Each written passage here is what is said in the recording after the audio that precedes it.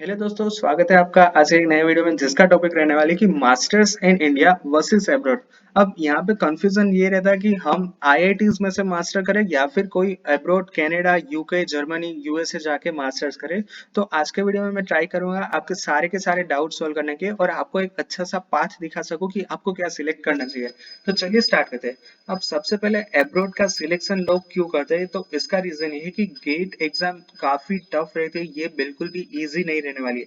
वो आपके मिनिमम 2 मतलब 2 साल के लेके 2.5 साल ले लेंगे प्रिपरेशन के लिए। तो फिर गेट एग्जाम ना देने की वजह से काफी सारे लोग अब्रॉड जाते हैं मास्टर्स करने के लिए। दूसरी बात, note admission in top 5 IITs. अब मान लीजिए कि आपको मास्टर्स करना है इंडिया में से, बट आपका गोल है कि अगर आपको देश की टॉप 5 आईआईटी में एडमिशन मिलेगा तभी आप मास्टर करोगे, जिसमें आती है IIT Bombay, IIT Delhi, IIT Madras, IIT Roorkee और आईआईटी खड़गपुर। अब इनमें अगर आपको एडमिशन लेना है तो फिर गेट में आपको कितना स्कोर चाहिए? 100 में से मिनिमम आपको 60, 65, 70 के आसपास का मिनिमम मार्क्स चाहिए, तभी आपको इन टॉप 5 आईआईटीज में एडमिशन मिल सकता है। बट ये अगेन वही बात हो गई कि गेट क्लियर करना आसान तो है नहीं, तो इसीलिए वो लोग ज्यादातर अब्रॉड चले जाते हैं मास्टर्स करने के लिए। अब इसके अलावा भी अब आप सोच रहे होंगे कि अब्रॉड में तो कितना सारा खर्चा आएगा, 25 से लेकर 35 लाख तक भी खर्चा आता है। तो इसके लिए अब लोन प्रोसीजर काफी इजी हो चुका है, तो इसीलिए भी काफी सारे स्टूडेंट्स इजीली लोन अवेल करके अब्रॉड जाते हैं स्टडी करने के लिए। अब इसमें सबसे पहले एक के बाद एक पॉइंट के ऊपर डिस्कशन करते हैं कि अपॉर्चुनिटीज क्या क्या है। तो इसमें सबसे पहले आपके पास अपॉर्चुनिटीज काफी ज्यादा रहेगी, बट आपको यहाँ पे देखना है कि आप कौन सी यूनिवर्सिटीज में एडमिशन लेने के लिए लायक हो, मतलब कौन सी यूनिवर्सिटीज में आपका एडमिशन हो सकता है। ठीक है, इसके अलावा आपको सारे के सारे पर्क्स चेक करने हैं कि क्या क्या पॉजिटिव साइड है और क्या क्या नेगेटिव साइड। उसमें कोर्स कैसा है, सिलेबस, प्लेसमेंट, इंटर्नशिप और इंटरव्यू किस तरह से होगा सिलेक्शन के लिए।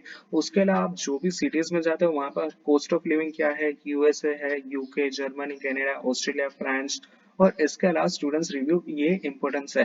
अब जल्दी जल्दी मैं सारे के सारे पॉइंट समझा दूं। सबसे पहले मैं लेजर पॉइंट ले लेता हूँ।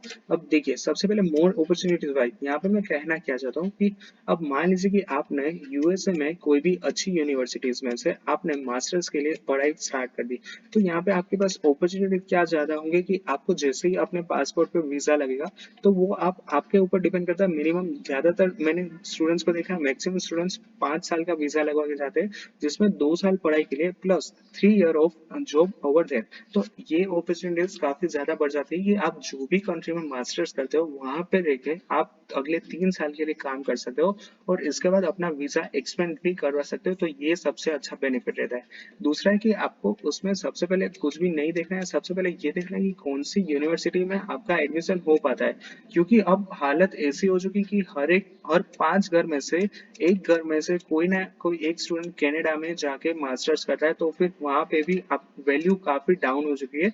तो पहले आप देखिए कि यूनिवर्सिटी कितनी अच्छी है और उसमें आपको एडमिशन मिल सकता है कि नहीं, और उसके बाद सारे के सारे पॉजिटिव पॉइंट्स आपको कवर करने हैं। यहाँ पे मैंने मोस्ट ऑफ पॉइंट्स लिखे हैं, आप इन पे ऊपर आपको जरूर से जरूर सोचना चाहिए, उसके बाद ही एडमिशन के लिए सोचना चाहिए।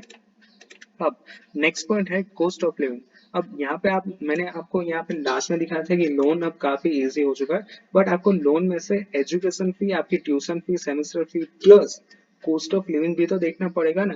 क्योंकि ये सारी की सारी डेवलप कंट्री है और डेवलप कंट्री का कॉस्ट ऑफ लिविंग काफी हाई रहता है। अगर आपको यहाँ पे ब्रेड बटर कुछ भी लेना है तो फिर वो $1, $2, $1.5 में आता है। तो वो आपको कॉस्ट ऑफ लिविंग भी देखना पड़ेगा कि वहां पे खर्चे कितने ज्यादा है और आप कैसे अपना एक्सपेंस मैनेज करोगे। क्योंकि मैंने ज्यादातर देखा है कि वहां पे जाके लोग मैकडोनाल्ड्स में, रेस्टोरेंट में काम करते हैं, क्योंकि वो खर्चा में मैनेजमेंट हो पाए इसीलिए। तो अगला मेन पॉइंट है कि कॉस्ट ऑफ लिविंग आप कंपेयर कीजिए और उसके बाद अपनी यूनिवर्सिटी और उसके बाद अपना कंट्री सिलेक्ट कीजिए। और लास्ट मोस्ट इम्पोर्टेंट पॉइंट है कि स्टूडेंट्स रिव्यू देखिए, क्योंकि मैंने यहाँ पे ही जाना है कि अब कनाडा में काफी मतलब कमी, मतलब काफी डाउन ट्रेंड चला गया है मास्टर्स करने के लिए। पहले लोग ऐसा बोलते थे कि मेरा बेटा कनाडा जा रहा है पढ़ाई के लिए, तो लोग मतलब प्राउड फील कर देते हैं। अब कनाडा का कोई भी बोलता है कि ऐसा ही लगता है कि वहां पे जाके टाइम पास कर रहा है, तो वैल्यू काफी डाउन हो चुकी है। तो इसीलिए स्टूडेंट्स रिव्यू ही ज्यादातर आपको काम में आएंगे कि क्या है एक्चुअली रियलिटी। अब बात करते हैं इंडिया की। अब सबसे पहले तो आप बात कर लीजिए टॉप 5 और टॉप 7 आईआईटी की। अगर आपको इसमें एडमिशन लेना है तो फिर आपको डेफिनेटली गेट में अच्छे से अच्छा स्कोर लेना पड़ेगा। दूसरी बात है कि टॉप 3 आईआईटी, सॉरी एनआईटीज, अगर आपको इसमें एडमिशन लेना है तो आपको थोड़ी सी कम मेहनत करनी पड़ेगी। इसके बाद है ट्रिपल आईटी।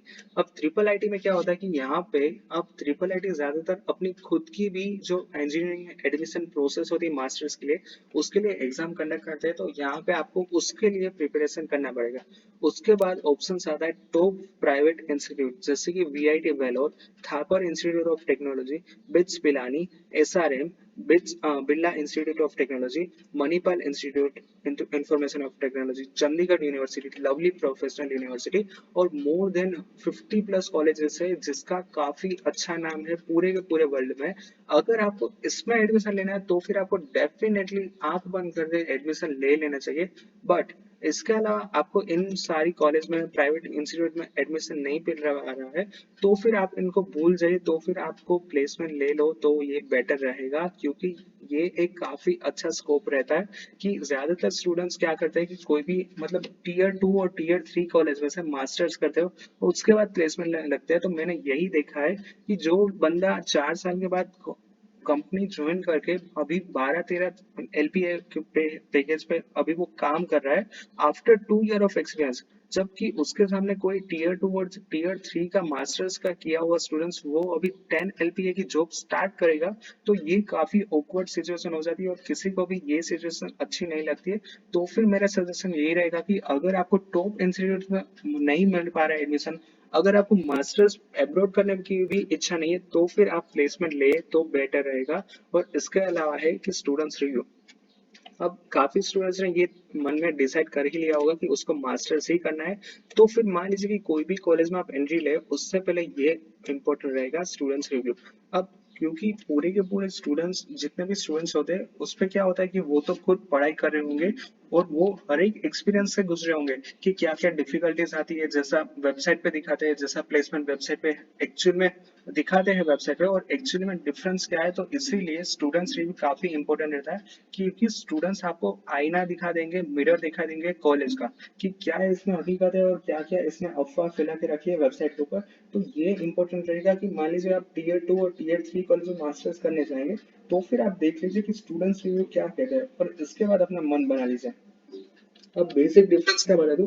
सबसे पहले आप इन सारे पॉइंट्स पे ऊपर कवर कीजिए और इसमें से आप पॉइंट दीजिए कि इसके 10 मार्क्स, इसके 10 पॉइंट्स, 10 पॉइंट्स, 10 पॉइंट्स। इसके बाद उसके सामने आप इंडिया के प्रोज एंड कॉन्स लिखिए और हर एक पॉइंट में 10 पॉइंट्स दीजिए। उसके बाद आप कैलकुलेशन कीजिए कि एब्रॉड में ज्यादा पॉइंट मिल या फिर इंडिया में, और इसके बेसिस पे आप सिलेक्शन कीजिए कि आपको एब्रॉड जाना चाहिए या फिर इंडिया में से मास्टर्स करना चाहिए। अब अगेन एब्रॉड जाना है तो आपको ऐसे ही एडमिशन नहीं मिलेगा, उसके लिए आपको जीआरई, टॉफल, आईएलटीएस क्लियर करनी होगी। बट ये इतना भी डिफिकल्ट नहीं होता है, काफी इजीली आप सेवन सेवन तो आपको आ ही जाएंगे। 8, 8.5 और 9 जो बैंड होता है वो लेके आते हैं, तो ये गेट के कंपेयर में काफी इजी रहता है। और इसी तरह से आप सिलेक्शन कीजिए तो फिर आपको काफी अच्छा लगेगा डिसाइड करने में, ठीक है। अब वॉन्ट टू डिसाइड, अब सबसे पहले तो आप अपनी लाइफ के बारे में सोचिए कि आपको अगले 4-5 साल स्टे कहाँ करना है, ठीक है। अगर आपका पास एब्रोड आंसर है तो आप अपनी लाइफ के 5 साल आगे चल वहां पे ही बिताने वाले हैं, ठीक है। What you want to do startup और जॉब, और उसके बाद ये भी देखना होगा कि आपको आगे चल के करना क्या है, ठीक है। और आपको प्रोडक्ट बेस्ड कंपनी में जाना है तो उसी को आप फॉलो कीजिए। और उसके बाद फैमिली डिसीजन भी मैटर करता है, क्योंकि आप एब्रोड चले जाते हो तो आप मिनिमम 5 साल के लिए तो वापस इंडिया आने वाले ही नहीं हो। तो ये सारे पॉइंट्स है, जो प्रोज है और कॉन्स है, उसको डिसाइड कीजिए और उसके बाद अपना एक डिसीजन लीजिए कि आपको करना क्या है, ठीक है। So that's it for today's video. I hope कि आज का वीडियो काफी इन्फॉर्मेटिव रहा होगा। अगर वीडियो पसंद आता है then please press like button. If you any doubts, ask me in the comment section. Thank you.